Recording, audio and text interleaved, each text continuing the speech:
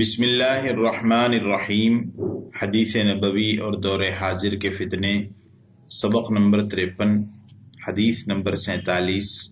عن معاذ بن انس رضی اللہ عنہ ان رسول اللہ صلی اللہ علیہ وسلم قال لا تزال الامة على شریعة ما لم يظهر فيهم ثلاث ما لم يقبض منهم العلم ويكثر فيهم ولد الخبث ويظهر فيهم السقارون قالوا وما السقارون قالوا بشر يكونون في آخر الزمان تكون تحيتهم بينهم إذا تلاقوا التلاعن۔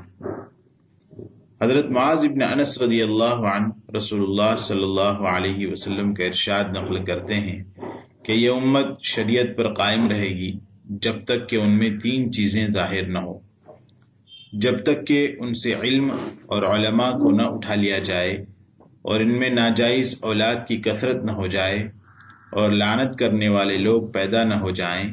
صحابہ رضی اللہ عنہم نے عرض کیا، لعنت کرنے والوں سے کیا مراد ہے؟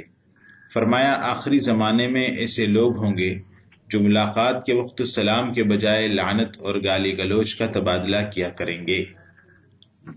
اس حدیث میں رسول اللہ صلی اللہ علیہ وسلم نے فرمایا کہ میری امت شریعت پر قائم رہے گی جب تک کہ ان میں تین باتیں ظاہر نہ ہوں۔ جب تین باتیں ان میں پیدا ہو جائیں گی تو وہ شریعت سے ہٹ جائے گی۔ وہ تین باتیں یہ ہیں: نمبر ایک یہ کہ ان میں سے علم دین اٹھا لیا جائے۔ ظاہر ہے کہ علم کے اٹھا لیے جانے کا معنی یہ ہے کہ علماء کو اٹھا لیا جائے، جیسا کہ پہلے حدیث گزر چکی ہے۔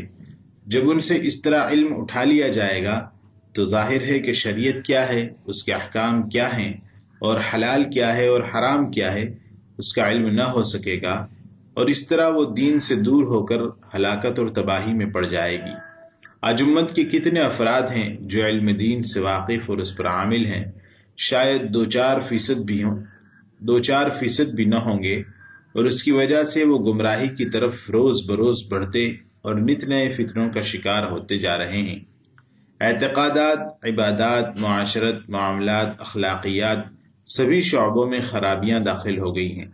اگر ان خرابیوں اور غلطیوں کو دور کرنا ہو تو سوائے اس کے کوئی راستہ نہیں کہ علم دین حاصل کیا جائے۔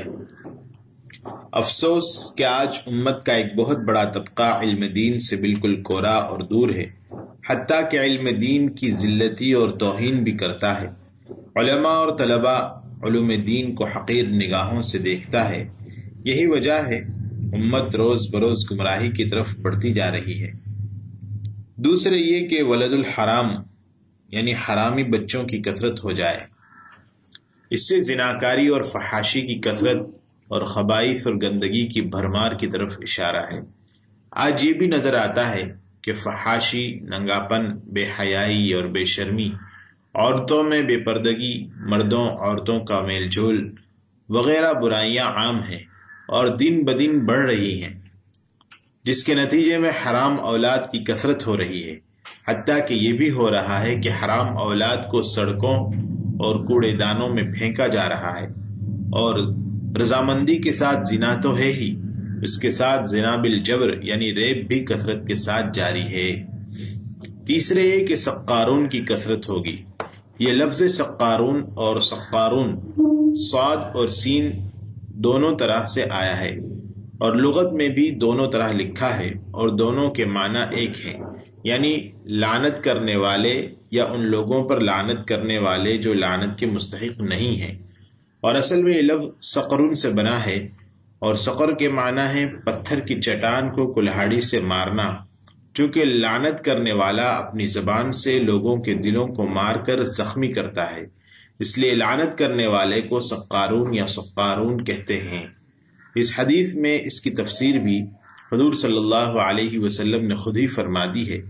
چنانچہ جب صحابہ رضی اللہ عنہم نے پوچھا کہ سقارون کیا ہے تو آپ صلی اللہ علیہ وسلم نے فرمایا کہ آخری زمانے میں ایسے لوگ ہوں گے جو ملاقات کے وقت ایک دوسرے پر لعنت کریں گے۔